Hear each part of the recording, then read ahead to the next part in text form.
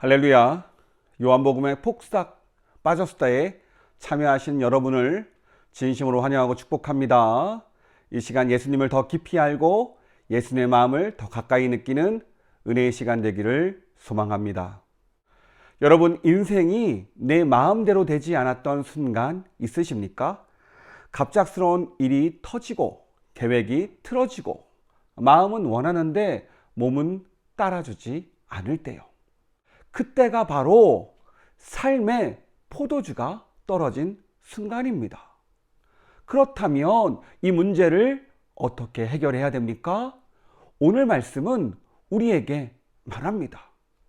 괜찮아. 내 옆에 예수님이 계시잖아. 아멘. 이 음성, 이 사실이 깨달아지는 이 시간 되기를 원합니다. 오늘 본문은 우리가 잘 아는 가나의 혼인잔치 이야기입니다. 예수님의 어머니 마리아가 말하지요. 저들에게 포도주가 없다. 잔치집에 포도주가 떨어진 사건은 단순한 실수가 아닙니다. 우리 인생에 찾아오는 문제를 상징합니다. 주최 측이 적게 준비했는지 손님이 너무 왔는지 우리는 알 수 없습니다. 하지만 한 가지 분명하지요. 지금 돌발 상황이 터졌습니다. 그런데 여러분, 예수님은 마리아의 말을 듣고 어떻게 반응합니까? 4절입니다. 이렇게 말합니다. 예수께서 이르시되 여자여 나와 무슨 상관이 있나이까? 내 때가 아직 이르지 아니하였나이다. 이 말을 들으면요, 거절처럼 들립니다. 하지만 이것은 거절의 메시지가 아니죠. 모든 일이 누구의 시간표에 달려있는지를 드러내는 선언입니다. 예수님은요, 한 치 앞도 모르는 인간의 시간표가 아니라 모든 것을 아시는 하나님의 시간표를 따라 움직이세요. 우리는 문제가 생기면 당장 해결하길 원하죠. 지금 바로 상황이 바뀌길 원합니다. 그래서 그럴까요?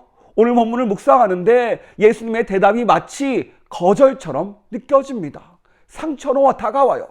그런데 오늘 말씀을 잘 보시면 예수님의 침묵은 거절이 아니라 준비입니다. 그리고 예수님의 때는 언제나 정확합니다. 반드시 응답하세요.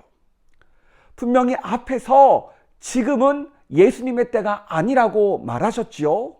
이 말을 마리아는 준비로 받아들입니다.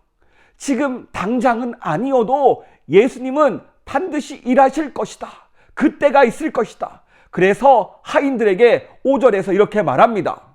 무슨 말씀을 하든지 그대로 하라. 여러분, 우리에게 돌발 상황, 문제가 생겼을 때 어떻게 해야 됩니까? 우리는요, 미리 준비해야 돼요. 여기서 준비는 거창한 것이 아닙니다. 바로 예수님이 말씀하시면 따르겠습니다. 주님이 시키면 하겠습니다. 이 마음가짐을 준비하는 겁니다. 이렇게 준비가 되니 예수님이 명령하세요. 그런데 예수님의 명령도 예상 바뀝니다. 7절에 나오죠. 항아리에 물을 채우라. 지금 당장 포도주가 필요한 상황이에요. 그런데 엉뚱한 물을 채우라고 하십니다. 논리적으로 이해되지 않아요. 상황적으로도 맞지 않습니다. 그런데 하인들은 어떻게 합니까? 7절 보면요, 아기까지 채우니라. 하인들은 예수님의 말씀에 끝까지 순종합니다. 마음이 준비되니까 행동으로 나와요. 여기서 아기까지라는 표현은 가득 남김없이 채웠다는 뜻입니다. 예수님은 항아리에 물을 가득 채우라고 말씀하지 않으셨어요. 그저 채우라고 하셨죠. 저 같으면 대충 물을 채웠을 것 같은데 하인들은 다릅니다. 자신이 할 수 있는 최선을 다해서 순종을 해요. 항아리에 가득 물을 채웁니다. 저는 이 지점에서 순종이 무엇인지를 알게 됩니다. 순종은요, 우리가 이해된 다음에 하는 것이 아닙니다. 순종하다 보면 이해가 됩니다. 말씀을 따라가다 보면 그때 이유가 보이고 그때 하나님의 역사가 보인다라는 거예요. 그리고 나서 우리는 놀라운 일을 경험합니다. 기적은 우리가 드린 순종의 분량 위에 임하게 됩니다. 성경을 보세요. 주님은 우리에게 능력을 요구하지 않으십니다. 그저 말씀에 대한 순종만 요구하실 뿐이에요. 왜요? 주님의 말씀에 순종하면 능력이 나타나니까요. 능력은 주님께 있습니다. 이번에 예수님은요, 또 다른 명령을 내리시죠. 물을 떠서 연회장에게 가져다 주라.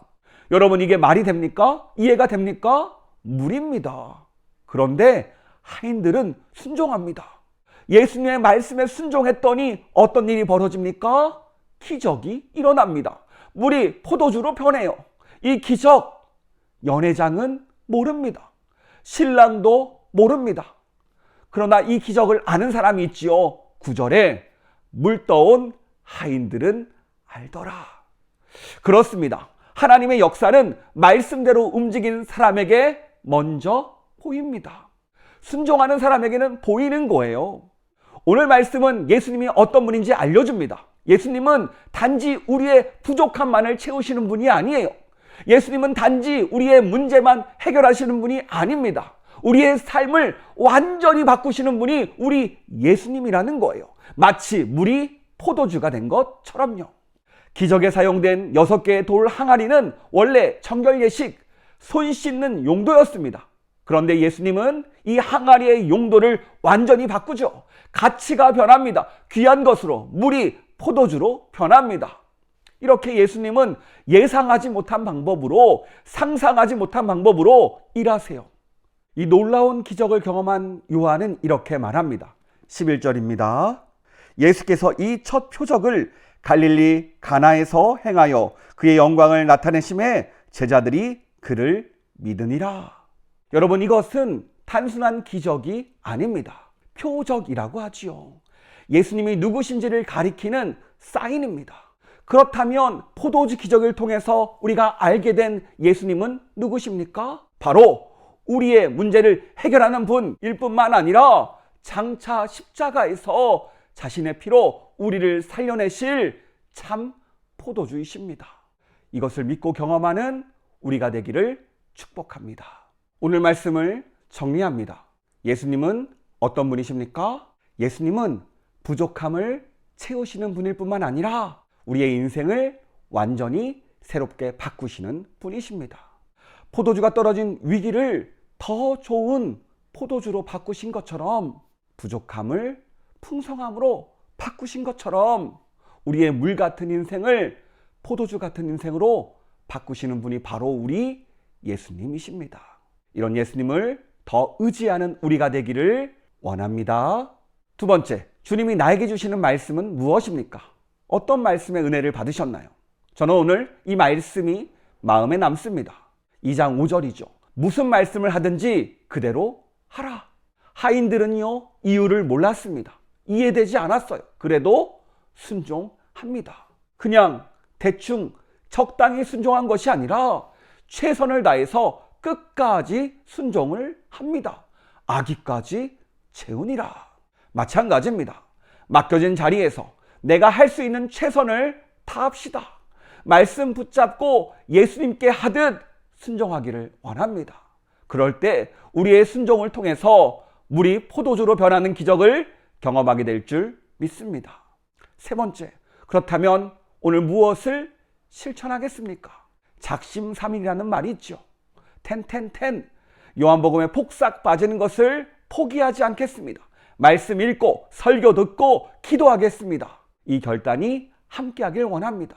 혹시 돌발 상황이 발생했습니까? 지금 내 옆에 누가 계세요? 예수님이 계십니다. 그러므로 문제를 놓고 기도로 예수님을 찾겠습니다. 말씀으로 예수님을 만나겠습니다. 그럴 때 이 문제가 가장 좋은 방법으로 해결될 줄 믿습니다. 아멘. 기도하겠습니다. 참 좋으신 하나님 감사합니다. 오늘도 요한복음을 통해서 예수님을 만나게 하시니 감사합니다. 오늘 예수님은 물이 포도주로 변하는 이 사건을 통해서 예수님이 어떤 분인지 우리에게 알려주셨습니다. 우리의 때가 아니라 하나님의 때에 일하셨고, 정말로 말도 안 되는 상황 가운데 기적과 같은 일로 행하셨고, 하인들의 순종에 의해서 기적이 완성되었습니다. 오늘 우리의 삶을 돌아봅니다. 오늘 우리의 순종이 기적을 만들어냅니다. 말씀 붙잡고 승리하는 오늘 하루 되게 하여 주시옵소서. 우리를 사랑하시는 예수님의 이름으로 기도합니다. 아멘.